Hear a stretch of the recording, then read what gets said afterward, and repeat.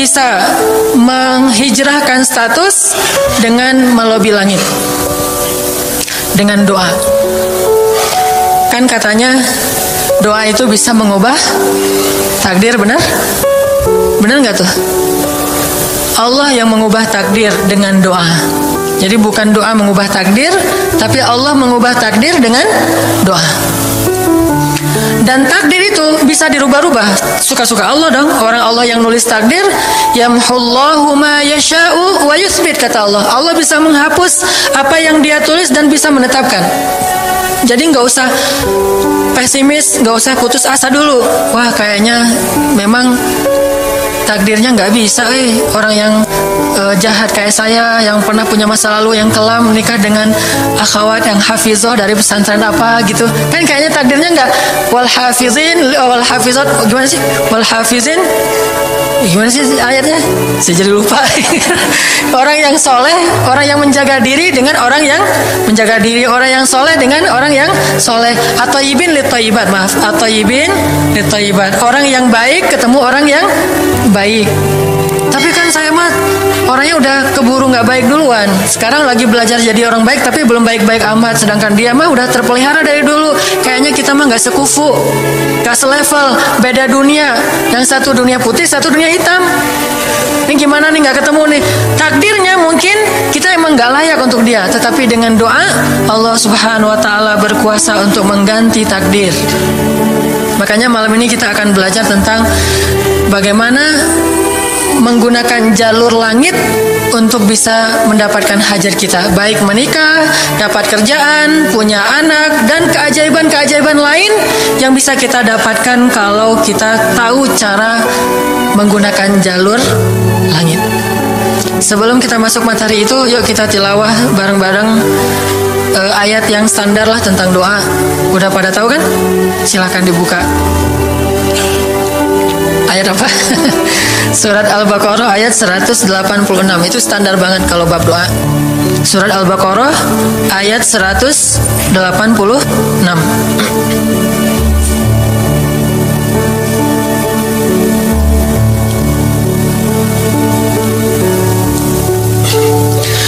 A'udzu billahi minasy syaithanir rajim. Enggak?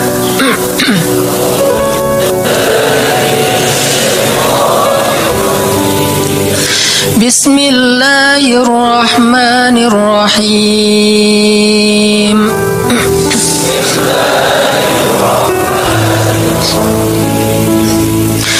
Wa idza sa'alaka 'ibadi 'anni fa inni qarib.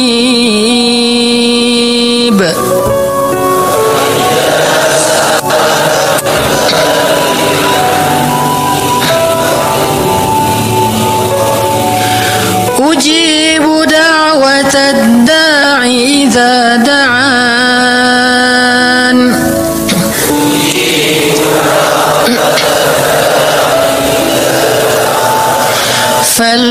فليستجيبوا لي وليؤمنوا بي لعلهم يرشدون.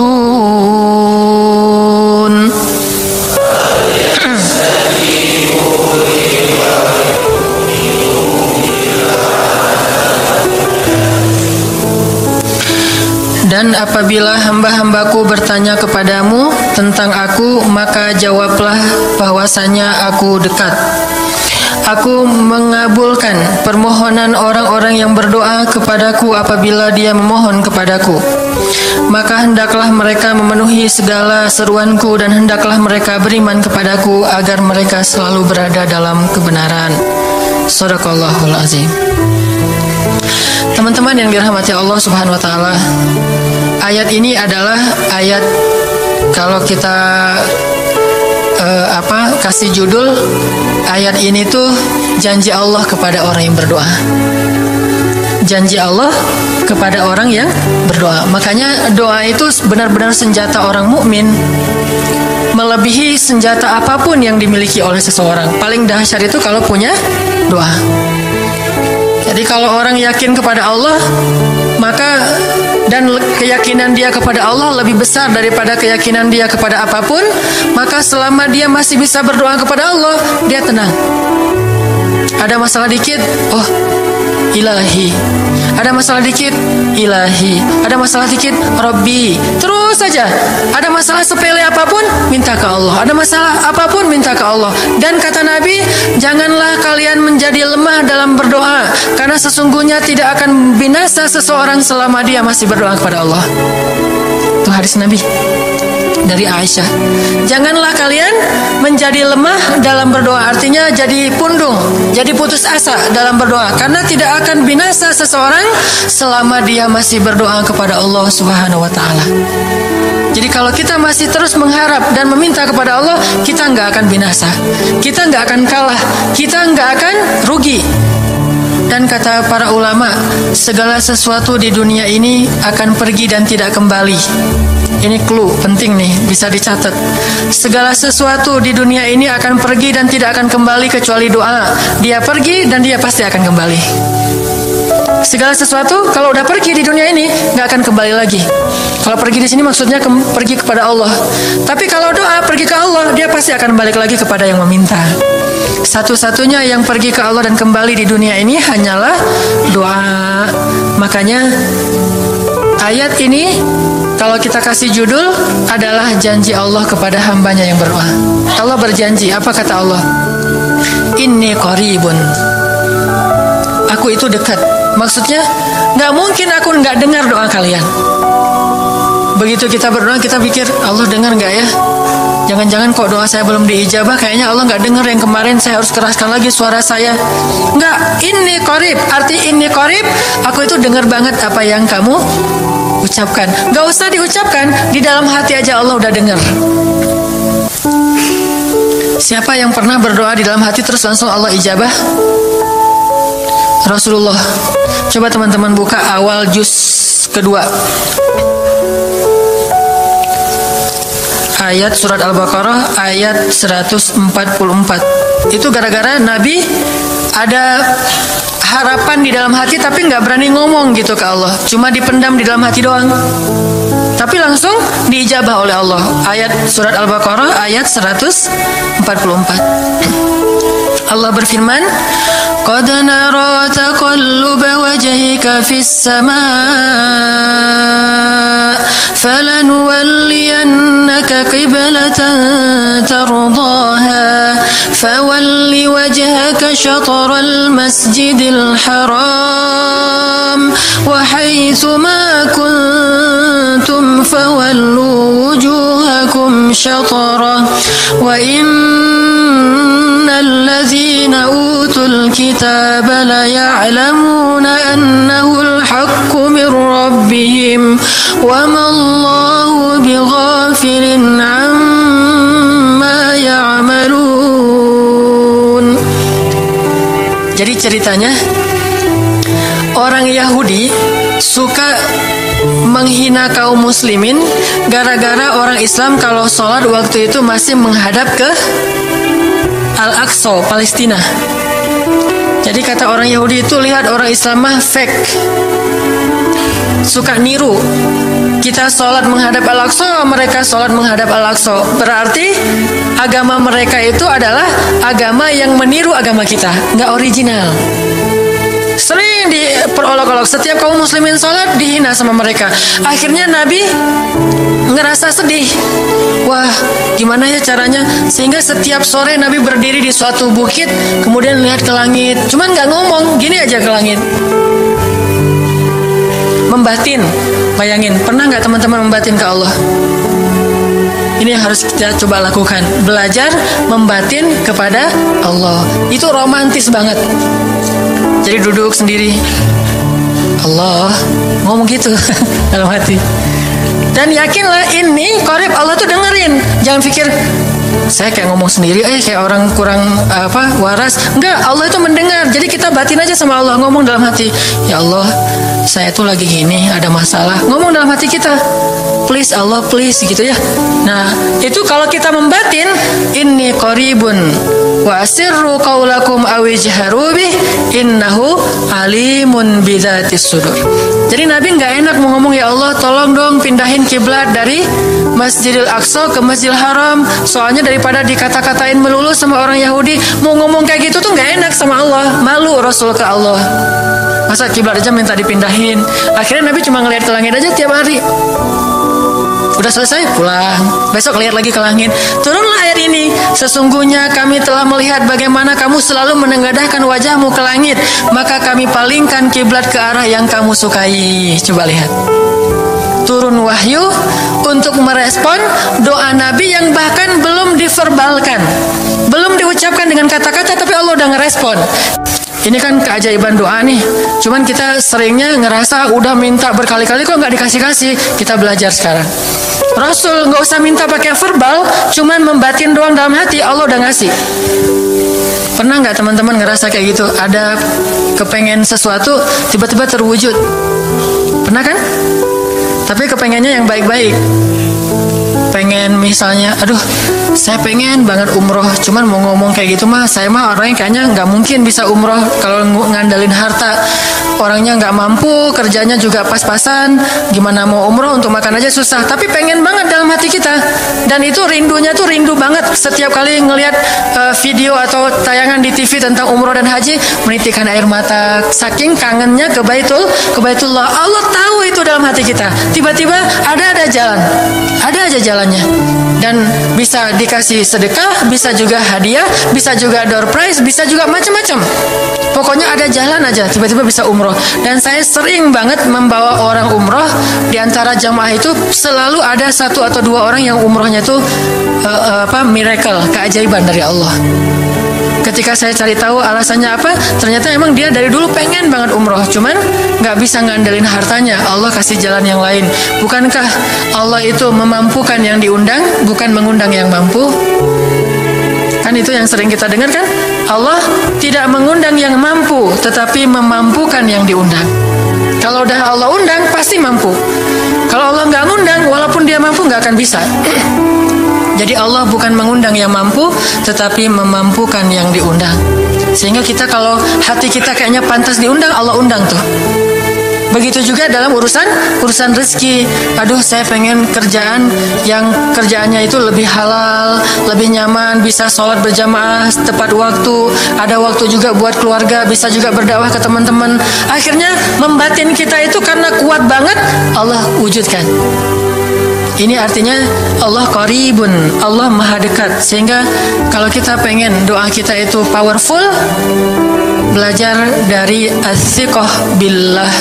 Tips pertama adalah as-siqah billah. Percaya deh sama Allah. Percaya sama Allah. Jangan berdoa dengan ragu-ragu. Kayak kita datang kepada seseorang untuk minjem duit, tapi kita ragu, dia nih kayaknya orangnya susah kalau dipinjemin, kalau minta dipinjemin gitu. Ini saya lagi ada masalah dikit nih, boleh minta bantu nggak? Apa? Gimana ya ngomongnya? Susah ngomongnya tuh, ragu-ragu gitu kan ya. Akhirnya kita ngomongnya tuh nggak enak, nggak nyaman, membuat dia juga ngasih ke kita juga ragu-ragu. Akhirnya nggak nyaman tuh hubungan kita sama dia. Tapi kalau kita yakin banget sama dia orangnya baik, kalaupun dia nggak ngasih dengan cara yang kita minta, kita yakin bahwa dia tuh pasti akan nolong kita. Sehingga kita akan curhat masalah kita itu dengan tulus, bahwa kita punya masalah kayak gini-gini. Bukannya kita mau minta-minta, cuman sifat dari manusia itu saling tolong-menolong. Kita beritahu masalah kita, dan kita yakin dia pasti akan nolong kita. Kalau nggak bisa ngasih duit, dia akan minta tolong kepada orang lain yang mungkin bisa membantu kita. Dia akan ngasih link, dia akan memediasikan kita. Oh, aduh maaf ya, saya juga lagi sekarang lagi butuh uang, ini lagi nabung-nabung juga. Sama, kita mah lagi sama-sama pengen hijrah status. Cuman nih saya kenal ada temen nih yang dia alhamdulillah orangnya tuh suka banget bantu orang lain. Mungkin saya bisa merekomendasikan, saya bisa bantu kamu, ayo kita jalan bareng, ngomong sama temennya. Pokoknya kita yakin dia bisa nolong. Nah kalau kita yakin, percaya sama Allah, Allah tuh gak butuh perantara. Allah bisa nolong kita dengan cara apapun. Walaupun takdirnya udah ditulis kamu tuh gak akan punya istri sampai meninggal dunia. Ya Allah, masa gitu sih? Gak akan punya istri. Ya Allah, tapi gimana, masa saya mau hidup sendiri terus? Kamu gak akan punya istri, kata malaikatnya. Ini orang doanya, katakan malaikat dengerin doa kita ya. Kalau di hati malaikat nggak tahu, tapi kalau di lisan kita doa, ya Allah, beri saya seorang suami yang benar-benar bisa mendidik agama saya. Kata malaikat, Neng, ganti doa yang lain aja tuh Neng. Itu mah takdirnya udah ditulis, Neng nggak akan punya suami. Kata malaikat. Kita mah walaupun malaikat ngomong gitu, biarin aja. Ya Allah, Engkau Maha Rahman, Maha Wadud, Engkau bisa mengubah takdir. Kata malaikat, ya juga sih. Cuman takdirnya udah ditulis, Neng. Ya Allah, terus aja. Tiba-tiba, tok, Assalamualaikum, Waalaikumsalam. Ayahnya nemuin. Ternyata pas kita nguping dari kamar, wah itulah calon pangeran kita yang datang untuk melamar kita. Calon raja, calon imam. Malaikat heran-heran, wah subhanallah nih, si Neng ini gak putus asa dalam meminta. Kita juga gitu, doa aja terus. Walaupun takdirnya sudah ditulis, karena Allah bisa mengubah takdir lewat doa dan harapan. Masih ingat cerita seorang ibu di zaman Nabi Musa dulu? Yang datang kepada Nabi Musa bilang, ya Nabi Allah, ya Kalim Allah, saya gak punya anak, udah tua kayak gini, bisa nggak ya saya minta tolong Nabi Musa doa kepada Allah supaya saya punya anak. Kata Nabi Musa, bisa aja sih, nggak apa-apa ibu. Ya udah saya doain, ya Allah, ini ada ibu minta anak. Kata Allah, ya Musa bilang ke dia nggak akan punya anak, itu sudah takdirnya. Kata Nabi Musa, ibu maaf, udah ada jawaban nih dari Allah. Gimana ya Nabi Musa? Allah bilang takdir ibu nggak akan punya anak. Oh gitu ya, ya udah deh pulang. Sampai di rumah, ya Rahim, ya Rahim, doa aja terus. Besok datang lagi, karena dia pengen tahu kabar dari langit. Nabi Musa itu bisa bicara ke langit. Ya Nabi Allah, saya mau tahu nih, kira-kira Allah sudah memperkenalkan belum ya permintaan saya? Permintaan apa? Pengen punya anak. Tapi kan kemarin udah, kata Allah takdirnya nggak akan punya anak. Ya coba aja dulu sekali lagi, siapa tahu sudah mau. Sekarang Allah memperkenankan. Wah ini benar-benar dia husnuzan sama Allah, siqah, percaya sama Allah, nggak percaya kepada yang lain, percaya sama Allah aja. Nabi Musa karena udah terus aja direngekin minta gitu, Nabi Musa bilang, ya Allah, ini ada ibu yang kemarin, gimana dong ya Allah? Kata Nabi Musa, kata Allah, ya Musa, takdirnya dia nggak akan punya anak. Bilang sama dia, ibu udah terima aja takdir ibu nggak akan punya anak. Oh ya, pulang lagi, ya Rahim, terus aja sepanjang malam, sepanjang hari doa, berhari-hari datang lagi kepada Nabi Musa. Ya Nabi Allah, udah berubah belum? Udah mau belum Allah ngasih saya anak? Kan udah kemarin takdirnya, tapi coba lagi, sekali lagi aja. Nabi Musa minta lagi ke Allah, kata Allah masih yang sama, pulang lagi, nggak datang lagi ke Nabi Musa. Setelah beberapa bulan datang bawa bayi. Assalamualaikum, udah semangat sekarang, beda gitu ya. Kalau dulu Assalamualaikum, melas gitu ya. Sekarang Assalamualaikum, hai Nabi Musa. Kata ibu, ibu yang kemarin, ya itu siapa? Anak saya. Anak ibu, anak kandung maksudnya, bukan nyuri. Nggak, anak kandung saya ini Nabi Musa. Wah, Nabi Musa nggak wah sih, subhanallah kalau Nabi Musa. Kalau saya mah wah gitu ya. Kalau Nabi Musa, masya Allah. Nabi Musa tanya ke Allah, ya Allah, itu ibu yang kemarin katanya takdir nggak akan punya anak, kok bisa punya anak? Ceritanya gimana Allah? Ceritain dong. Saya kok nggak update gitu informasinya, kata Nabi Musa. Allah ngasih update. Kata Allah, Musa, setiap kali aku bilang dia nggak akan punya anak, dia terus berdoa dengan menyebut ya Rahim, ya Rahim. Allah itu kan senang banget dipuji, dan Allah lebih berhak untuk dipuji. Kalau kita senang dipuji nggak baik. Kalau Allah senang dipuji, emang punya hak untuk dipuji kan? Allah senang dipuji. Dia bilang ya Rahim. Kamu bilang nggak akan punya anak, dia bilang ya Rahim. Terus saja berharap. Wahai Musa, sesungguhnya rahmatku mendahului takdir. Rahmatku mendahului takdir. Akhirnya dengan sifat rahim, Allah mengubah takdir ibu ini. Walaupun secara ilmiah gak mungkin punya anak karena sudah menopause, tetapi Allah yang memiliki kekuasaan atas segala sesuatu. Nah, tips pertama adalah kalau kita pengen doanya powerful, melahirkan mukjizat dan keajaiban, adalah as-siqah billah. Harus percaya sama Allah. Pertama, percaya bahwa Allah Subhanahu wa taala itu Maha kuasa mengubah apapun yang Dia kehendaki. Apa yang Allah ingin, masya Allah, kan pasti terjadi. Wa man lam yasha lam yakun. Kalau Allah nggak pengen, nggak akan terjadi. Jangan suuzon sama Allah terus bilang, nggak enak banyak minta, amal saya sedikit, mending saya beramal aja nggak usah banyak minta. Jangan memperlakukan Allah seperti kita memperlakukan makhluk. Orang kalau kita banyak minta, dia akan kesulitan, lama-lama dia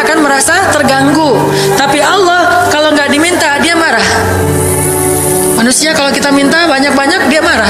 Allah kalau kita nggak minta dia malah marah. Masya Allah ya, luar biasa. Allah tuh senang banget kalau hambanya meminta.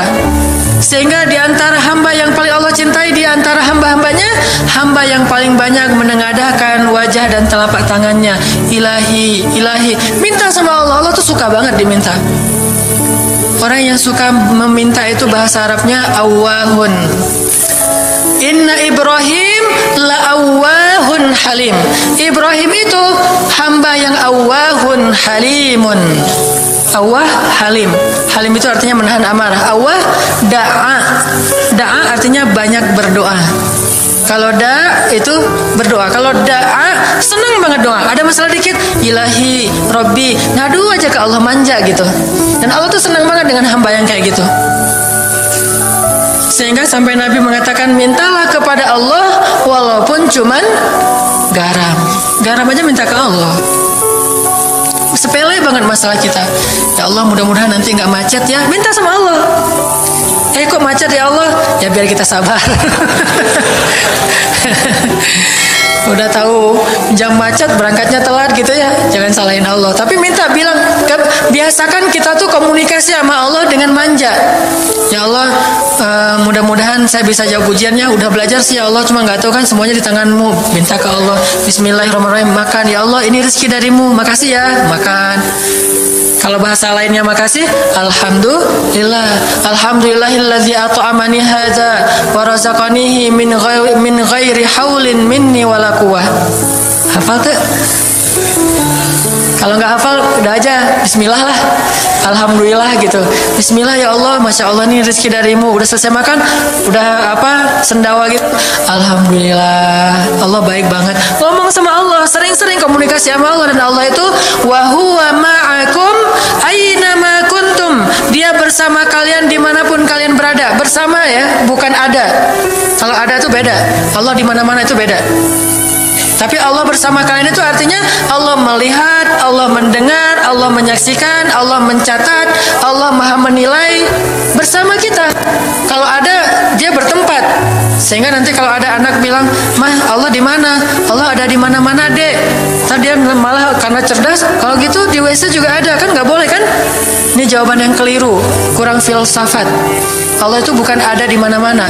Allah bersama kita dimanapun kita berada. Itu beda. Kalau bersama, ma'iyah artinya Allah melihat, menyaksikan, mendengar, menghargai, dan terus memelihara dimanapun. Sehingga nggak usah khawatir bahwa ini mah nggak di masjid, nggak apa-apa. Selama bukan di tempat yang najis, seperti di kamar mandi atau di mana yang tempat-tempat yang nggak boleh, kita itu mah nggak. Tapi yang di tempat yang umum, di pasar, di jalan, lagi di kendaraan, di dalam masjid, di luar masjid, Allah, ilahi, Rabbi. Kalau perlu lebih manja lagi, pakai irama dikit, Allah gitu. Kayak orang manggil temennya gitu. Atau kita miss call Allah dulu.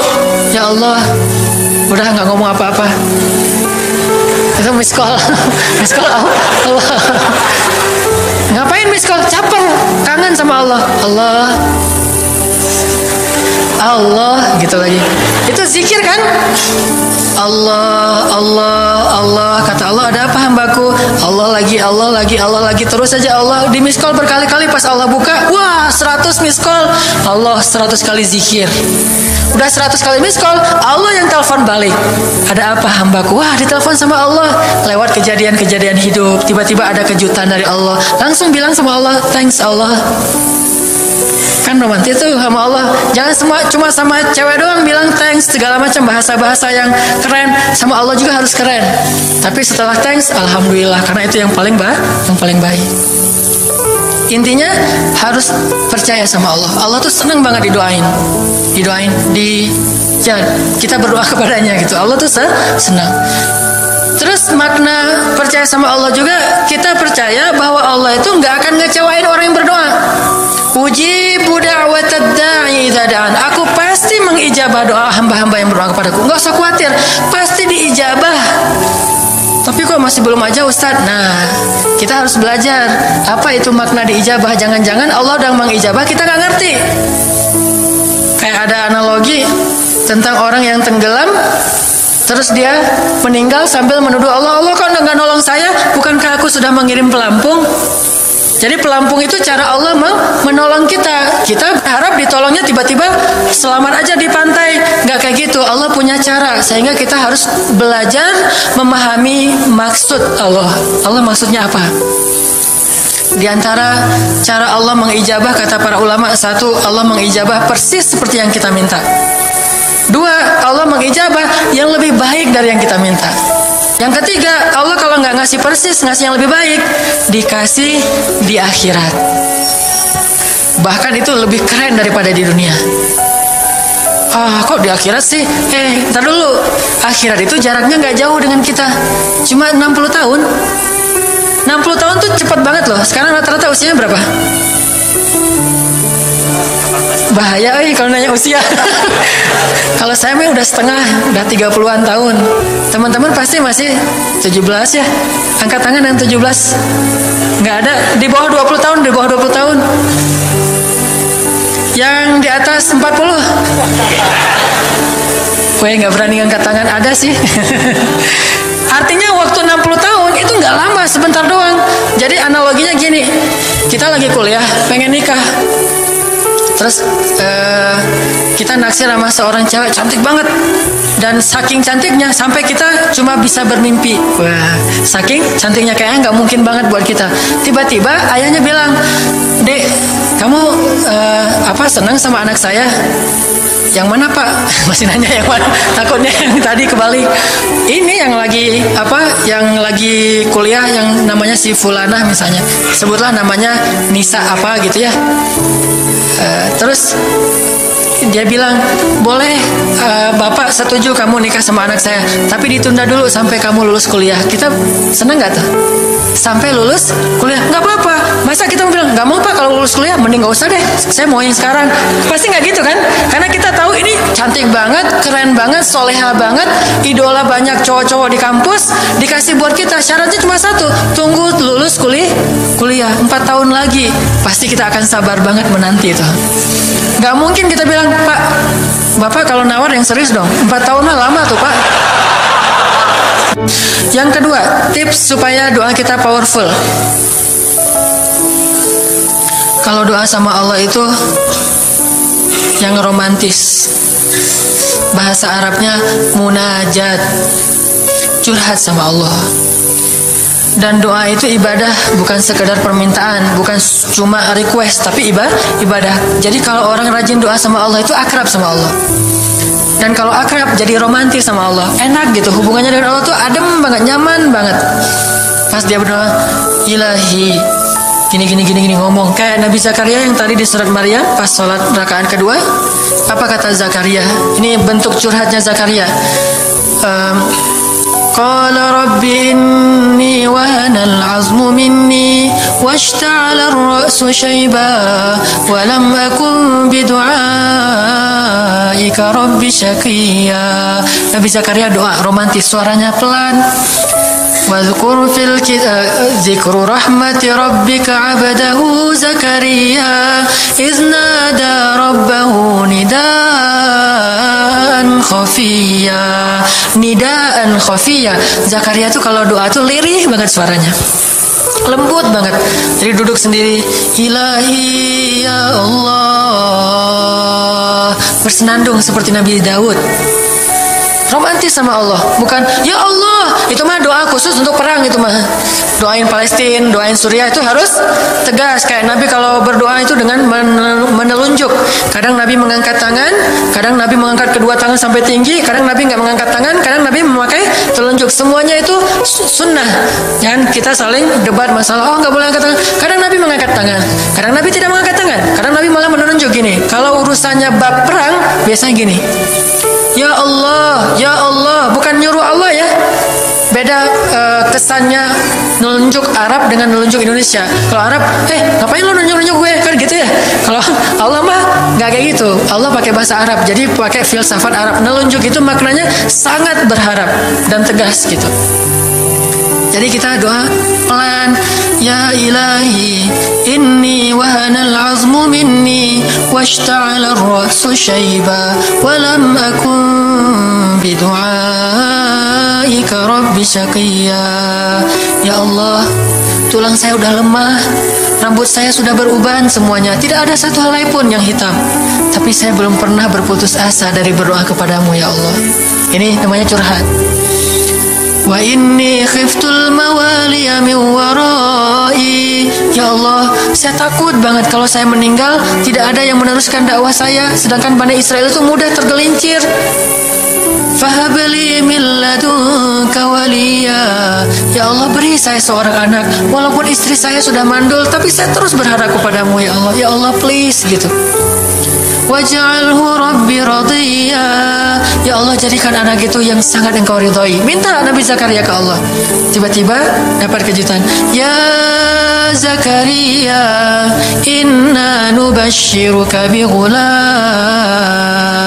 Wahai Zakaria, bergembiralah, kamu akan punya seorang anak laki-laki. Itu hasil curhat ke Allah. Langsung Allah kasih nama, ismuhu Yahya lam naj'al lahu min qablu samiyya. Namanya Yahya, kata Allah. Jangan cari lagi di Google. Udah ada namanya tuh, nggak perlu lagi nyari di googling gitu nama yang bagus apa gitu kan ya. Lagi serius-serius.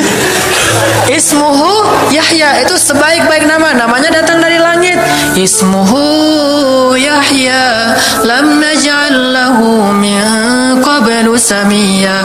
Belum pernah ada anak sesoleh dia di muka bumi. Wah, ini first nih, anak paling soleh. Terus kata Allah, wahananan, anaknya lemah lembut, wazakatan, anaknya suci, wataqiya, anaknya bertakwa, namanya Hanan At-Taqi.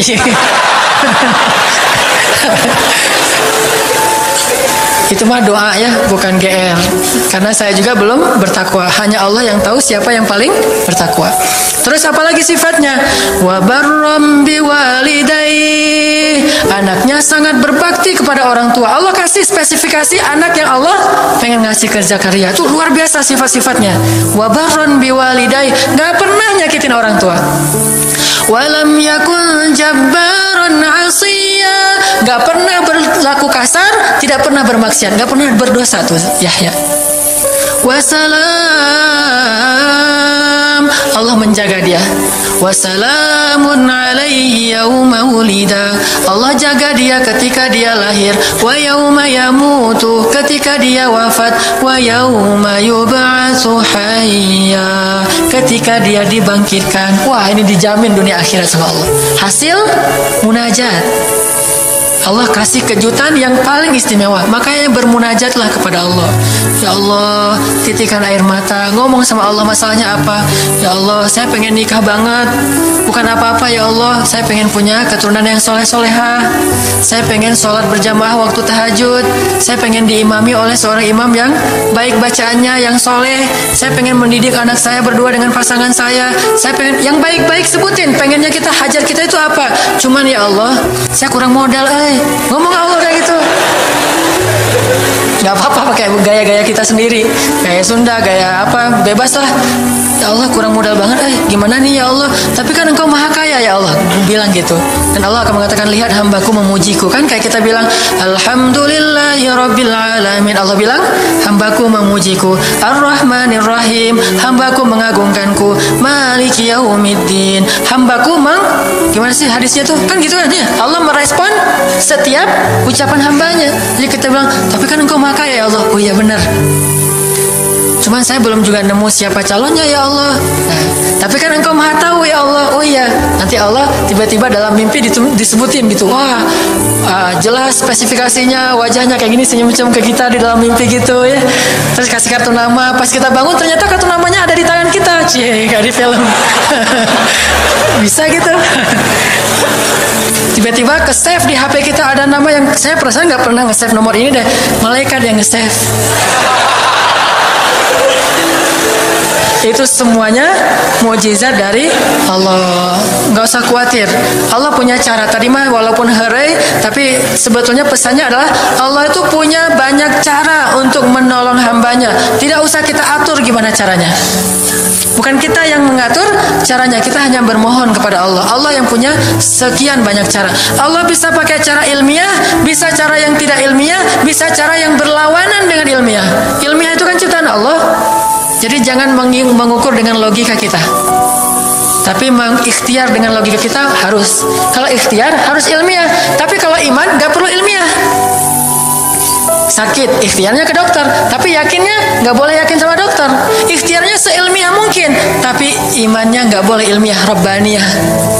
Allah berkuasa dengan ilmiah, tanpa ilmiah bertentangan dengan ilmiah. Allah bisa menciptakan seseorang dari ayah dan ibunya, bisa tanpa ayah tapi punya ibu doang seperti Isa, atau bisa nggak punya ayah nggak punya ibu seperti Adam.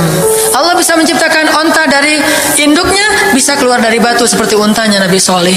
Allah maha kuasa, makhluk tidak kuasa. Minta sama Allah dengan harapan-harapan yang indah, munajat. Ini sekarang coba kita dengar bagaimana munajatnya Nabi ketika pulang dari Taif. Nabi itu kan sedih banget pulang dari Taif. Luar biasa dihinanya oleh orang-orang Taif. Di antara penghinaan orang Taif yang masih terekam oleh sejarah itu, orang Taif mencemooh Nabi dengan mengatakan, emangnya benar kamu itu, emangnya benar Allah mengangkat kamu jadi Nabi? Itu penghinaan. Dihina gitu.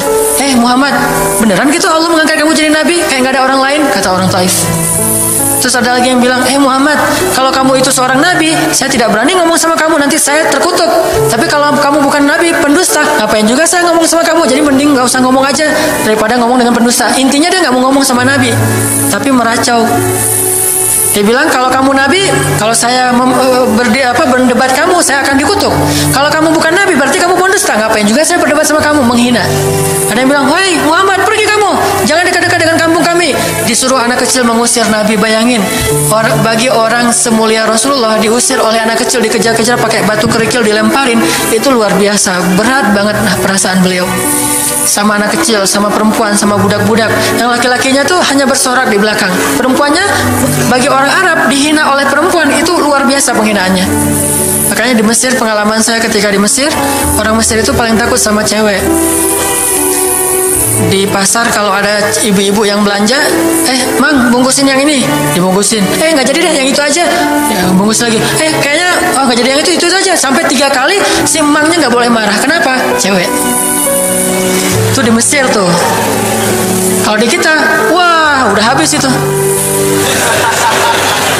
Gak usah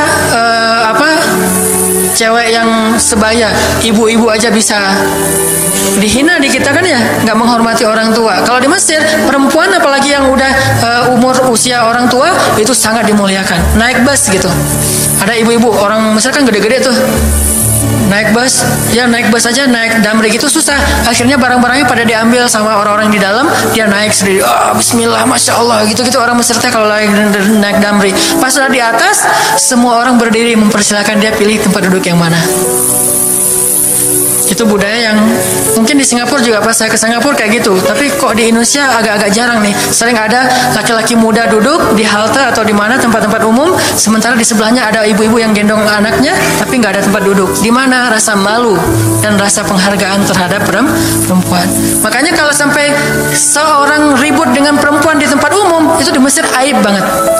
Jadi kalau kita ramai sama seorang cewek atau seorang ibu-ibu di tempat umum, pasti orang-orang Mesir akan marahin kita, nggak marahin dia, walaupun dia yang salah.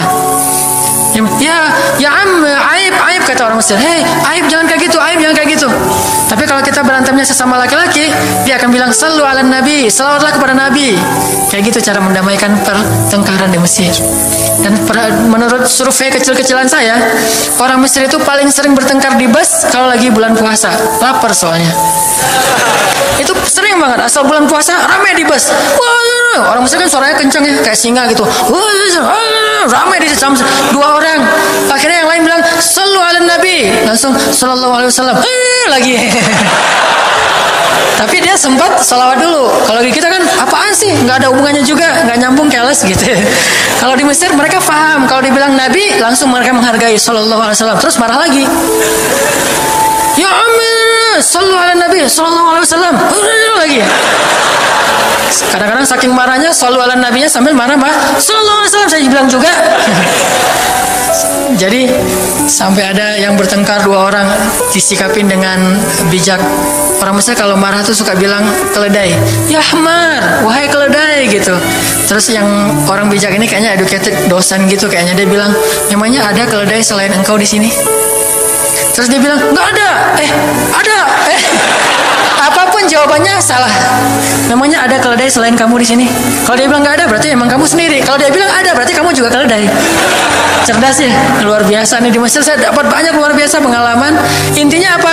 Perempuan yang mengusir Nabi di Taif, perempuan, anak-anak, budak. Coba gimana perasaan Nabi? Itu benar-benar nelangsa banget, sedih banget. Begitu turun dari Taif, Nabi SAW kemudian istirahat, habis dikejar-kejar dari pagi sampai sore di kebun kurma. Nabi lagi istirahat, terus Nabi berdoa. Nih doanya saya bacain ya. Wahai Robku, kepada engkaulah aku adukan kelemahan tenagaku dan kekurangan daya upayaku.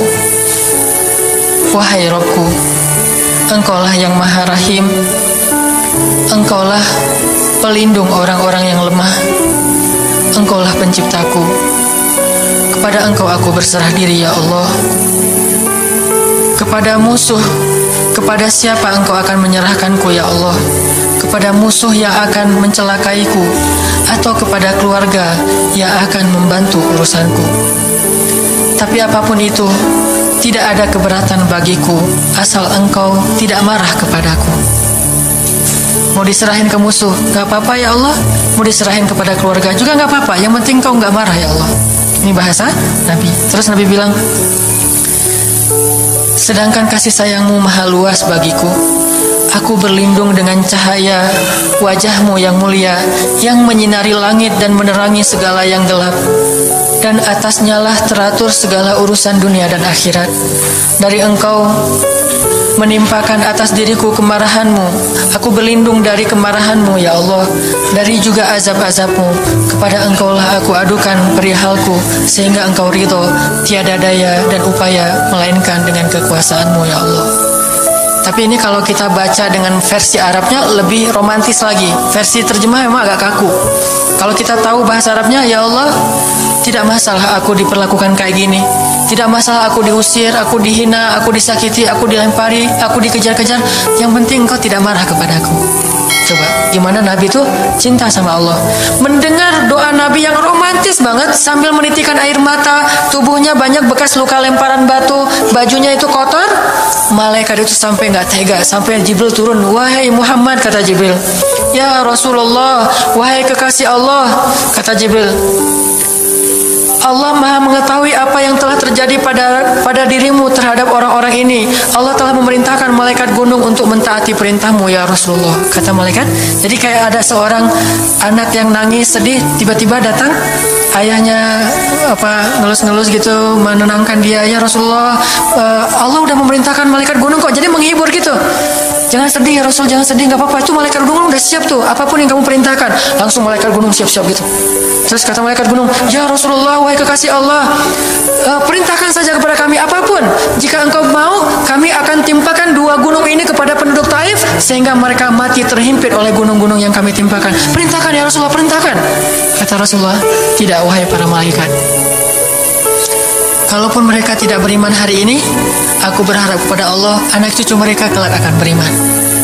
Nabi nggak sakit hati kepada orang Taif, dan Nabi juga tidak marah kepada Allah ketika beliau diperlakukan oleh hamba-hamba Allah kayak gitu. Tetapi yang penting Allah jangan marah sama saya ya, kalau bahasa kita mah. Ya Allah maaf ya saya jadi kayak gini nih, tapi Allah nggak marah kan? Gitu banget tuh sama Allah. Coba, dia udah habis-habisan, kemudian belum berhasil dakwahnya, masih takut sama Allah. Kayak kita ngedakwahin teman kita, terus kita dicela sama teman kita, dimusuhi oleh teman kita nggak marah sama dia, nggak marah sama Allah, nggak bilang Allah itu sih susah ya dakwah, nggak ngomong kayak gitu. Ya Allah maaf ya dia belum menerima dakwah saya, ini pasti karena saya nggak benar nih nyampaiinnya. Ya Allah jangan marah ya sama saya, besok saya coba lagi gitu sama Allah. Terus ke orangnya nggak marah karena mungkin dia fa'innahum la ya'lamun, mereka tidak mengerti. Besok akan dicoba lagi, didakwahin lagi, diajak lagi, terus aja kayak gitu. Ini munajat Nabi kepada Allah SWT. Sehingga gara-gara munajat itu malaikat turun. Sama kayak munajat curhatnya Nabi Yunus.